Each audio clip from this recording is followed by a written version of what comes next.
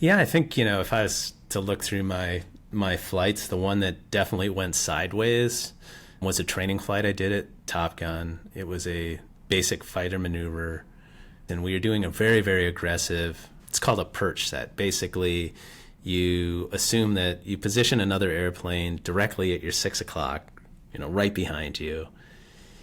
They're in a solution where they can employ multiple weapons, and at the start of the training exercise, which is called Fights On, you basically start to maneuver the airplane as violently as you can to make sure that they can't get a solution. And they're literally in your knickers right behind you. It's the pit bull chasing you down the street, and you can feel its breath on your heels.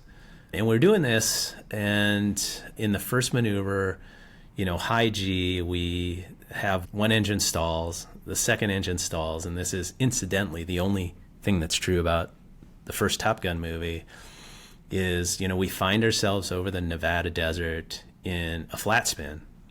And for 52 seconds, with no engines running and our wingman diving down and walking through the emergency procedures, stick forward, neutral throttle, harness locked, rudder opposite, we hit the minimum altitude and we eject. And I remember staring at the ejection handle. We're spinning in a fashion where you can feel the centrifugal force. It's like being on a merry-go-round facing outward. You're pressed up against the flight controls, and I remember looking down at the yellow and black handle and saying, this better work. Pull on that handle. Seconds later, I see my chute open up. I look down between my legs. I see the jet, which still has 16,000 pounds of fuel in it, spinning towards the ground another 3 times, hits the deck, and this giant black and orange, fireball starts to come out of it. And I think, now I'm getting cooked. Managed to steer the chute away outside of the wreckage. But in that moment, I had millions of thoughts running through my head. Number one was, holy smokes, I'm still alive. Number two was, this might be the last flight I ever fly. Unfortunately, I was able to fly again. They attributed some of it to a couple of bad decisions I had made, and, the bulk of it to, maintenance failure in the airplane and the practices they used to maintain it.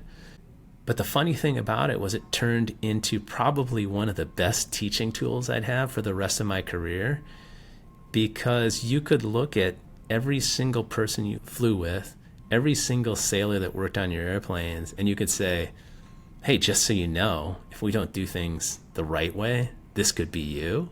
And if it is you, make sure that you've rehearsed what you're going to do in that situation, because it could mean the difference between life or death for you.